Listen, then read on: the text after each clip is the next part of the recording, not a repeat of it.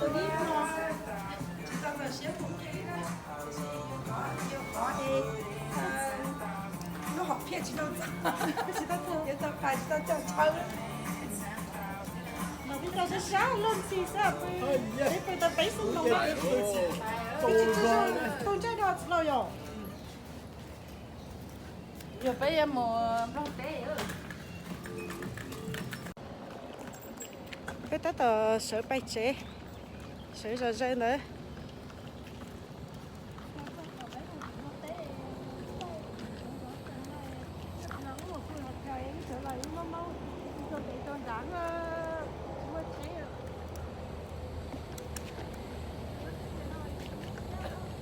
tao lo rồi rơi tụi nó chờ tao nó chay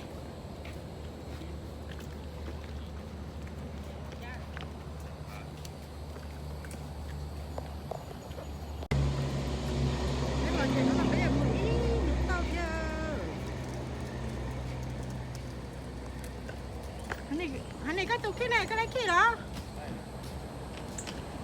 đó là chất nông phao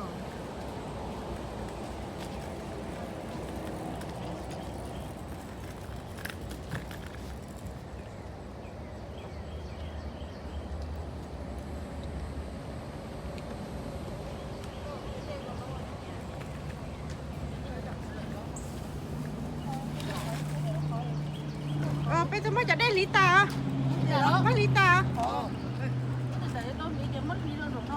thế thì lúc này phải nó bự chở đây là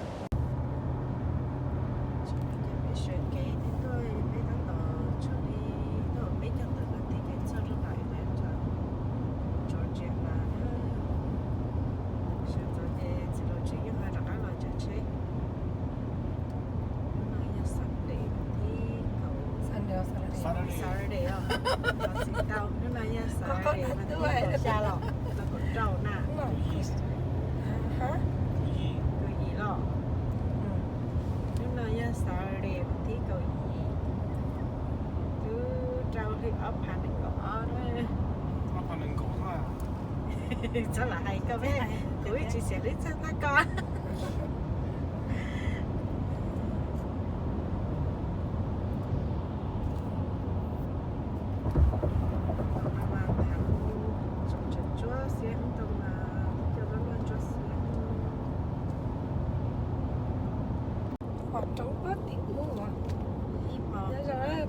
你不im了背什么？他是有早些，电影上写的。那好像还有早些要来用嘛？不找，早些应乱吃噻。nó sống cái bữa sa sa cơ thế hả? Nó sẽ nó chia rồi, cái tôi một bỏ hai giống nó增chia rồi, chỉ giống lý năm màu nữa. Ít chả bé bỏ cái chơi chen gì á, nhưng mà thay là nó sa.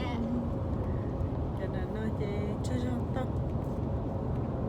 Nó là cái sa, để chơi là gì? Cái bộ mai chỉ hay là chỉ lời như lâu.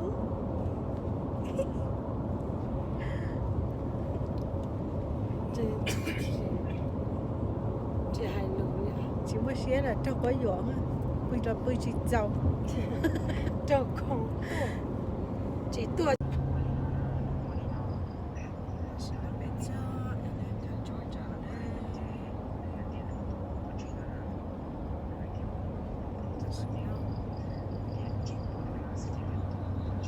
In 7.4 miles, continue onto State Route 401 south toward International.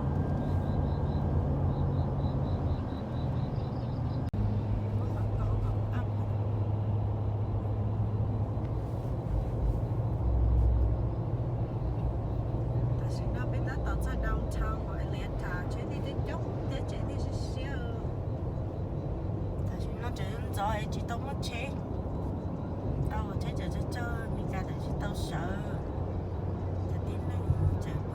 cho nó chỉ có con bia tôi sợ.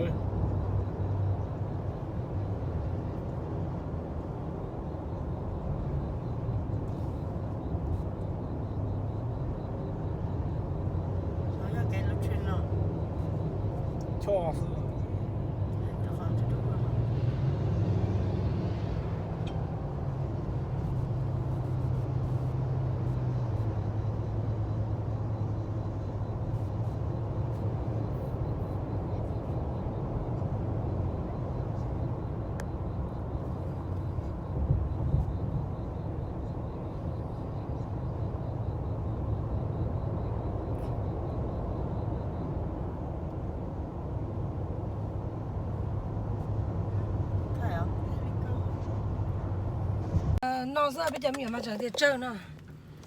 bây giờ tôi ý lấy cái ice cream nó khá cơ chứ mua lấy plum rồi bày tôi bữa giờ thì đấy to bữa nhỏ rồi nó chân này lúc này thì chân này con lớn nha nó to nhỏ nó to nữa tôi xin nói chơi nè tụi nó cái tụi nó dạy nó cho cá tụi nó cái này là ice cream nó cái này ice cream vậy nó cho thế đấy nó dạy nó cho cá à chuẩn châu nó chỉ cá nó là cái của thì cái dạy sư vậy nó chứ là tất cả cái gì đó còn cho nó dùng nó tầm mua là đa số thì chỉ chơi dạy theo rồi có tao sẽ hiểu không được bé bày tao ơi cho đa đấy sao cái bé xin này không có chụp cái tao nó là tôi cho lửa tôi nó那边点那很到啊。 错không phải rồi rồi mà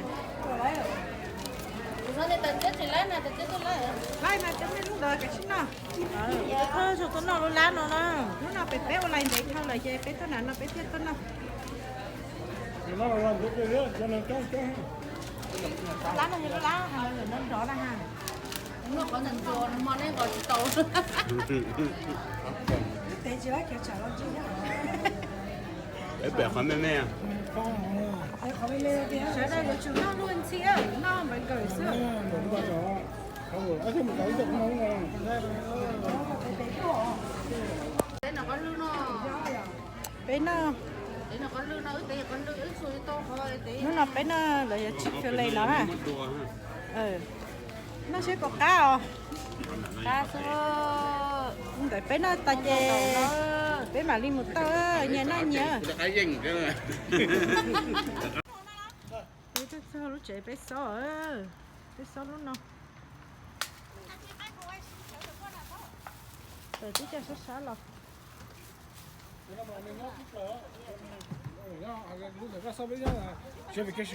ê cho nên đợi ấy là liam nên chỉ mới cho không cho bé tôi mới cho nên ấy cha mẹ mẹ nào chỉ là khỏi nhìn khô đây bé cái giỏ đây lấy rồi nhà nó sống ở hướng bé tôi chờ lại ít tôi kia không à ta nó lo mà làm mà nó sẽ chép lời để gió tôi gió chè mua bên trên của tôi không lo nào mua jacuzzi mua bé shower mua everything nhá không nào nó bé luôn không nói cho em nè nó sống gửi lúc nói cho em gửi lúc na đó đã là đây jacuzzi nên lúc giờ cho em nó tới chỉ nó bắt đũa đó chị mà nó tới chỉ bắt đũa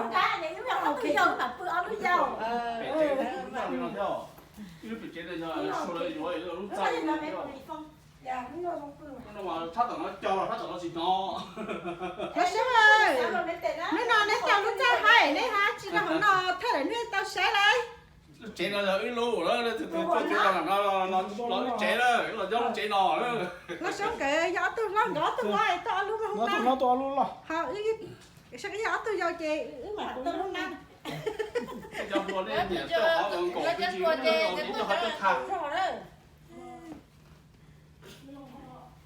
không coi cái này cái không nát nhá chứ mới lúc không nát đầu tiền nhá không nát đầu tiền chúng ta đã đi một bên luôn lúc không nát điện xích tiêu sao nó chúng ta những ngày cái lúc lúc nó cơ chậu lúc nó nhưng mà giờ các không lợi các bố má chỉ hay sao sợ nó mà thế nào mà chỉ nhau cơ đi đó mà nên nó từ tuổi mà tôi bự cho nó chỉ nhau đó ê giờ nó rau xé khỏi bé sữa tôi nhớ là nó nên là rau giờ nên từ tuổi là bé mà là cá xí dầu đó bé mà tôi nữa đó để tôi là bé lò dẻo nó chỉ nó như rau cơ thế chỉ nhau thế chỉ nó như chỉ nhau thế này nó chỉ bé rồi lóng lò dưới ở phá tử á ok rồi ít phá tử sao phá tử rồi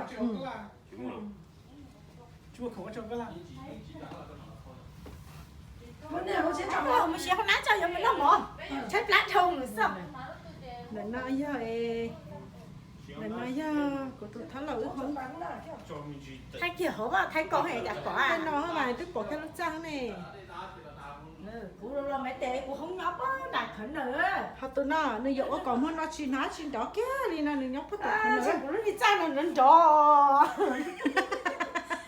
Chuyện đó đi theo. chắc sao là cho nó đâu nhảy nhà à Là cái đến thì tao là mấy tệ hay là mà chắc nó khó ấy cái chuyện đó kia. nếu giống sẽ về đó còn nên lấy nhóc có tụi khẩn nữa chỉ Mà mà chỉ chỉ bảo nó là nó cái cái cây xia. đó chỉ sẽ đi cho chế nó nhóc xí tí cho là sẽ chỉ chơi trong xe cái thứ gì nhau chế bé như tới mua xỉ bé lọ bây giờ mai lo từ lúc này chết trọi Chỉ trang để rồi, nếu trang cái trò đó là chính cái này. ê cha ơi lúc chỉ khó Lấy cái chỉ mũi sốt để trả chúng tiền. giờ là tôi lúc này Nó làm mất thân là trong đâu xa được. không như vậy mà như cái như chỉ khó khăn làm sao Trời. Nhớ, nhớ sáng tao lúc thì nhẹ cờ. Lúc có nhật lò. lo chưa cha cái câu ta chỉ lúc cha bữa trong bự ý dạ chị hỏi Thì là tôi xí này. Chỉ là lúc sao à chỉ là luôn mà. ý hỏi Ta nói bây giờ trai à? Nên bé luôn rồi đó dạ. cái lúc ấy Mẹ ý tự ý lời Hay cái Cái chị đi ở luôn rồi chị cái kia. này cho liên bé ha chứ đâu cái thế chế là lúc sao ôi giời à. Chế hay tiền trời. Chế lúc sao ôi giời thảo. Bà chị à, đi xuống là chó đi đấy. cho chơi nhớ tao nói chúng này nhỏ nhưng nó vậy chỉ cầu Chế cha nó. Chính là nó ở chỉ nó à. Nó chạy đi xuống lên nó đi. đó là tôi chưa đo mình thiệt sẽ dùng nó không có nó có tài liệu nó hậu xưa Ô, mà vì nó còn cái gì mà. Mua cháu nó hậu trong đi trong đó mà nó mà bé bé. xanh lồng rồi mà nó bé à Dạ, bé hồi chấm chị còn không, còn bé hồi chấm chị tiếp mà bé chưa là gì Bé thế chỉ á? chăm mua à. Bé chỉ chăm Bé nữa. chăm mua này. Bé chỉ học là bé chỉ chăm mua. cái nào nè Chả có khó nữa đâu, chả có. Bé chỉ đó từ chăm mua đến tao hồ à. Mấy đứa chỉ chăm mua. Em nói bé chỉ chăm mua à. Chỉ chăm đây. Xăm mò mà Đây đi chăn bò con mà mấy cái tôm không chỉ chở thế anh ấy đi cái đó cô thấy Bé trong đó nó chọn chở đến dàn xem bé chở đi. giờ chỉ trong đây bây giờ sáng độ Cái gì à, lúc phụ con ra cơ sở sỏi đi lúc sỏi. phụ ra đây. Ủa? cái gì mình đòi Này, hết bà chị ơi, em đây đi nè. tôi thấy chạy muốn nè lúc sợ phải nó đổ lại không? cho mình chỗ đây Mày có tùng ấy. tôi nhớ sầu bé thằng mà có tôi hết rồi nhớ không Ôi cha chở thì có cha là cái gì à? Hả chị? Thì có cha đâu? cái bài nằm mò đó cái tôi tập vào đảo Florida là tí cho mi trong trâu trong công chia học chế là để tao cả cái nó tànจะเป็นหมดต่อจะตายแล้วเนี่ยแต่เราว่าพอต่อเป๊ะเป๊ะเรามันน่ะหมดต่อเป๊ะจะตายแล้วเนี่ยแต่เด้อแต่เด้อthếจะสีเด้อเรามอจะเจอไอ้เป๊ะตัวมันของเรา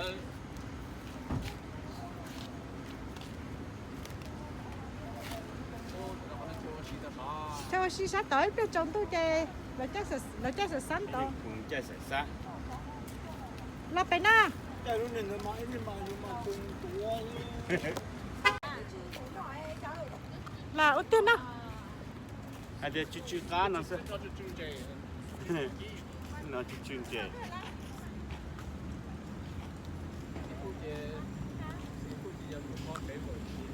bán là đấy phải muốn nó bây giờ muốn nó món này khẩu của nó tạo lên cái khẩu à mày vô trong xếp rồi để có trò đỡ à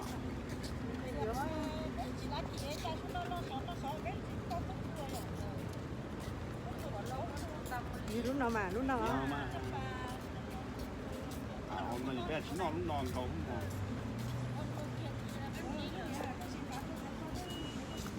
thực tế ấy chỉ mua đây bây giờ sao để bốc sò đấy bây giờ cũng sao để bốc sò đó chỉ bài đây nó phải là đầu mỏ À cơ, ít tay.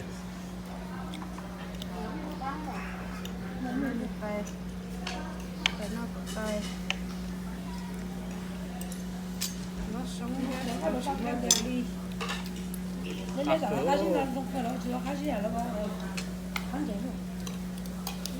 tới nó đỡ cá nữa nó cái tên nó cũng ruột cho nữa nếu mà ký xuyên thì tác hơn sáng chơi như đơn chỉ rồi xin là chị biết là nó mở cái này ít tay phải chơi lắm là lắm chị nó lúc mà cái nó hay phê nhất là ở Earl Bronson Memorial Highway nhất là họ nó lớn đi